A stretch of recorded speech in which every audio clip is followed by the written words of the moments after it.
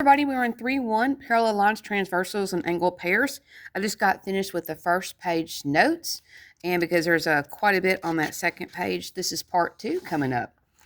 All right, a transversal. Well, a transversal is a line that intersects two other lines. They don't have to be parallel to each other, although most of the time they are. But this line, LM, you can definitely tell they are not parallel to each other. Transversal is the line that crosses both of those. So T is the transversal. So a line that intersects two or more lines, an example would be T is the transversal of L and M.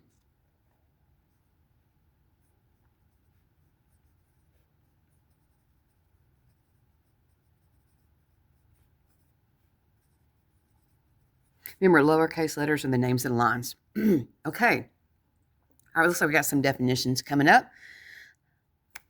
All right. So angles formed by a transversal. It does give you a cluster of angles. 1, 2, 3, 4 would be the angles at the intersection of T and L. 5, 6, 7, and 8 angles are the intersection of T and M. All right, so the first thing I do is I show my students how to find that transversal, and you want the line that your both angles are on. So I talk about that first, and then I go into what the definitions are. So if I were to say angle 1 and angle 5, angle 1 is at the corner of T and L, and 5 is at the corner of T and M. They're both on T, that makes T the transversal, and 1 and 5, see how they're in the same position as their cluster? So 1 is in the top left corner of its cluster, 5 is in the top left corner of its cluster. Those are what called corresponding angles. They're on the same side of the transversal and in the same position. So here's your transversal. 1 is on the left of the T, 5 is on the left of the T. They're on the same side, and they're in the same position, top left corner, top left corner. So 1 and 5, 2 top right, 6 top right of its cluster. 4 is in the bottom left of its cluster, so is 8, bottom left of its cluster, so 4 goes with 8. 3 goes with 7. So in its cluster, 3 is in the bottom right, 7 is also in the bottom right, 3 and 7. All right, alternate interior angles. First off, you need to know they're on different sides of the transversal T. So if T is my transversal, alternate means that one of the angles is on the left of that line and one of the angles is on the right of that line. But because it's interior, they have to be between the two lines that are not the transversal, like line L and line M. So your 4, 3, 5, and 6 are all inside of L and M. 1, 2, 8, and 7 are outside L and M. Those are called exterior angles. So interior is inside L and M. Exterior would be outside L and M. And alternate means on different sides of T. So alternate interior, 4 and 6, 5 and 3. And listen, if you're a brand new geometry teacher and you're doing this to get your head on straight, ultimately your smart kid is going to go, well, what about 4 and 3? They're on opposite sides of the transversal, but 4 and 3 are both at the corner of line T and L. One of them has to be at the corner of T and M for it to be alternate interior. So we would just call these adjacent angles. These are just adjacent angles. 5 and 6, the same thing. They're not alternate interior. They're just adjacent angles. So 4 has to go with 6. 3 goes with 5. Okay. Alternate exterior, 1 would have to go with 7. 8 goes with 2. All right, so one more time. They have to be on different sides of the line T. So ultimately, you're probably going to have a smart kid that goes, well, hey, what about angle 1 and 2? Again, you have to have an angle that's on the left and on the right, but 1 and 2 are both at the corner of line T and L. I need one of them to be at the corner of T and L and the other one to be at the corner of T and M for for it to be alternate exterior. All right, consecutive. Us old school teachers, we're going to call them consecutive interior. These brand new curriculums are coming out with same side, and they do meet on the same side of the transversal T. So consecutive same side interior angles, one more time, have to be between L and M. So on the same side of T, so both on the left or both on the right, and they have to be between the L and the M. So 4 would go with 5. They're both on the left of T, and they're between line L and line M. 3 goes with 6. They're both on the right of line T, and they're between line L and M. Consecutive exteriors would be 1 and 8. They're both on the left of T, and they're outside of L and M's line. And the other one would be 2 with 7 because they're both on the right side of T, and they are outside the L and M line, 2 and 7. All right, looks like example 3 is going over the relationships. And if one does not exist, you're going to put that. Okay, well, here goes. They want 1 and 8. Well, here's 1 and here's 8. 1 is at the corner of R and P. 8 is at the corner of R and Q. That makes R the transversal. All right. Now, I always ask my students, are they on the same side of R, the transversal, or are they on different sides of R, the transversal? And the first thing they say is, well, they're on different sides. 1 is above the line R, 8 is below the line R. That makes them alternate. And then I ask my students, well, are they between the PQ to make them interior, or are they not between the PQ to make them exterior? And the students will say, well, those are exterior.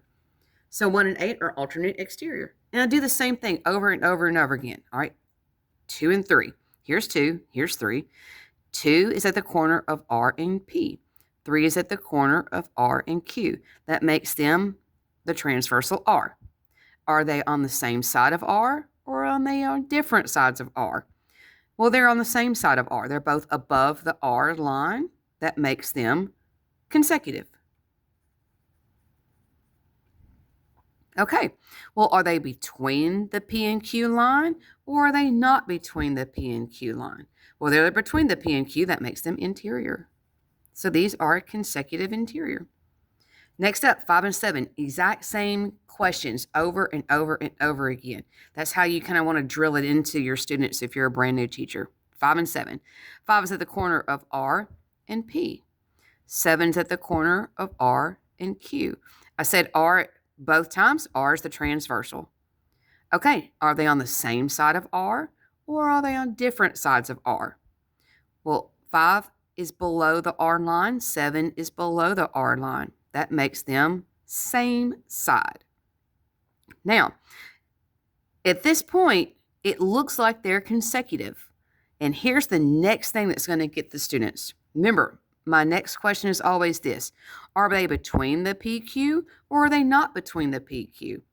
And you're going to have somebody say, oh, they're between. No. And you're going to have somebody say, oh, they're not between. Well, that is correct. 1 is between the PQ. The 7 is between the P and the Q line, but 5 is not. So they're not interior angles and they're not exterior angles. And there is corresponding angles. They're on the same position as their cluster. So 5 is at the bottom left of the cluster. 7 is at the bottom left of their cluster. That's corresponding angles. So some people do struggle with that, but I'm asking the exact same questions over and over and over again. 2 and 7. All right. 2, 7. Okay. 2 is at the corner of R and P. 7's at the corner of R and Q. That makes R the transversal. Okay. Are they both on the same side of R, or are they on different sides of R? Well, 2 is above that R line, 7's below that R line, so they're alternate angles. My next question, are they between the PQ lines, or are they not between the PQ lines? Well, they're both between the PQ. Gosh, I can't even talk today. It's a Friday. the P and the Q lines, and that makes them interior angles. So these are alternate interiors. 1 and 3. Hopefully you see it already. All right, so 1 is at the corner of R and P. 3 is at the corner of R and Q. That makes R the transversal. They are on the same side of R. They are both above this line. That makes them same side. However, that next question is going to tell you what type it is. Are 1 and 3 between the P and the Q, or are they not between the P and the Q?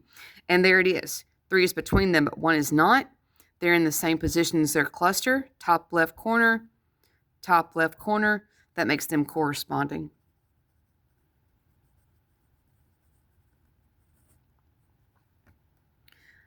All right, last one, example number 3, 5 and 8. Well, you know what's coming. 5's at the corner of R and P. 8's at the corner of R and Q. That makes R the transversal. Same exact questions over and over and over again. Are they on the same side of R, or are they on different sides of R? And they are both below the R line. All right, that makes them same side. Same side. Now the question is, are they between the PQ, or are they not between the P and the Q line? And they're not between. And that means they're exterior. So these are consecutive exterior. Oops. Consecutive exterior. All right, last example, number 4. Okie dokie. Now, my questions are not going to change from example 3 to example 4. I don't care if I have a tic-tac-toe board down here. My questions are going to be the same no matter what. All right, 5 and 13. 5 is at the corner of C and B. 13 is at the corner of D and B. All right, I said B both times. 5 and 13. I said B both times, so in this case, B is my transversal. Now, are 5 and 13 on the same side of B, or are they on different sides of B? And so you want your students to say, well, they're on the same side. They're both on the left side. So you'll notice that I covered up the part of the figure that I did not need. And if you're a brand new geometry teacher, you're going to want to kind of do something similar to this so that your visual students understand you don't look at the whole darn thing. It is incredibly difficult for a visual person to look at this as stuff you don't need and just focusing in on these two angles only. That's very, very difficult for a person who's never had to do that before. So they are both on the left of your line B. That makes them same side or consecutive. Now, my last question is always the same. Are they between the C and D line, or are they not between? And they are not between. 5 is above the C line, and 13, oh, no. 13 is between. Okay, so I've got one that's inside, and I got one that's outside. And again, that should tell you they are corresponding. When one's innie and one's an outie. One's an innie and one's an outie. Kind of like Billy Button. That's going to be corresponding. Okay, 7 and 14. 7's at the corner of C and B. 14's at the corner of D and B. So once again, I'm looking at B being the transversal. So I'm going to cover up this left part I do not need. 7 and 14, are they on the same side of this line B, or are they on different sides? And they're on different. So that is alternate. Are they between the C and D line, or are they not between the C and D line? And 7 is between, and also 14 is between. That makes them interior. So these are alternate interior. Okay, 3 and 6. There's 3, there's 6. 3 is at the corner of C and A. 6 is at the corner of C and B. I said C both times. That makes C my transversal. All right, question number 2. Are they on the same side of C, or are they on different sides of C? Well, 6 is above the C line. 3 is below the C line. That makes them alternate. Are they between or are they not between? And they are not, so that is going to be exterior. These are alternate exterior. 9 and 14. 9 is at the corner of A and D. 14 is at the corner of B and D. They are both on D. That makes D my transversal. Okay, question number 2. Are they on the same side of D or are they on different sides of D? Well, 9 and 14 are both above. That makes them same side. These are consecutive. All right, last question is always my last question. Between A and B line or not between? And these are exteriors. Because they are not between the A and B line. 7 and 14. You'll notice I'm getting faster and faster as I go because I'm training my brain to ask these questions every single time I'm trying to identify. 4 and 7. 4 is at the corner of A and C. 7 is at the corner of B and C. I said C both times. Question number 2. Are they on the same side? Are they both above C, below C, or on different sides of C? They're both below the C line. That makes them consecutive. Golly, I'm having a day writing consecutive. Okay, last question. Between the two lines? Not between the two lines. They are interior. They're both between these two lines.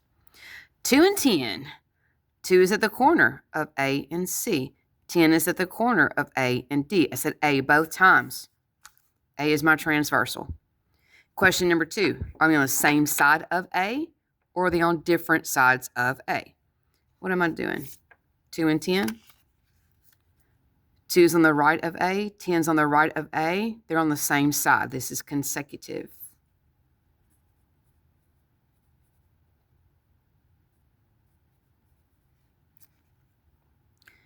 Okay. Are they between the two lines or not between? Well, 2 is not between. 10 is between. That is what? Corresponding.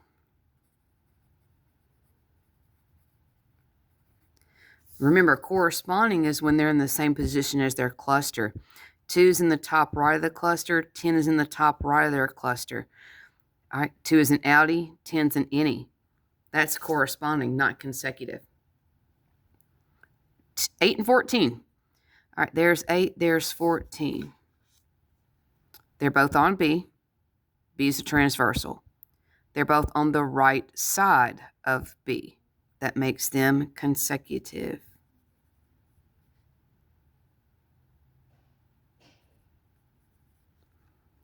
Between C and D is interior.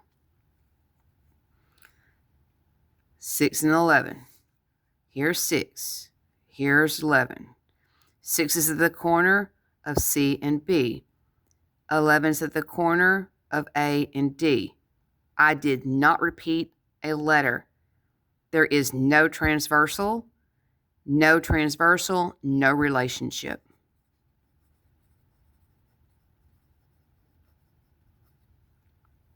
Four and 13. There's 4. There's 13. 4 is at the corner of A and C. 13 is at the corner of D and B.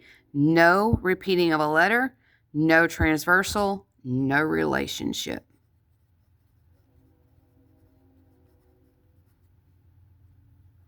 4 and 9. There's 4. There's 9. 4 is at the corner of A and C. 9 is at the corner of A and D. There is a transversal. Now the question is 4 and 9. Different sides of line A means they are between the two lines means it is. That's what you should have. Well, that finishes out this lesson, which is a lot of naming of parallel lines, transversal, and angle pairs. If you have any questions, shoot me a message. I will get back to you. Ask your teacher. We love questions. And if you have a teacher that doesn't like questions, golly, I don't even know what to tell you. Get yourself a new teacher. Have a great one.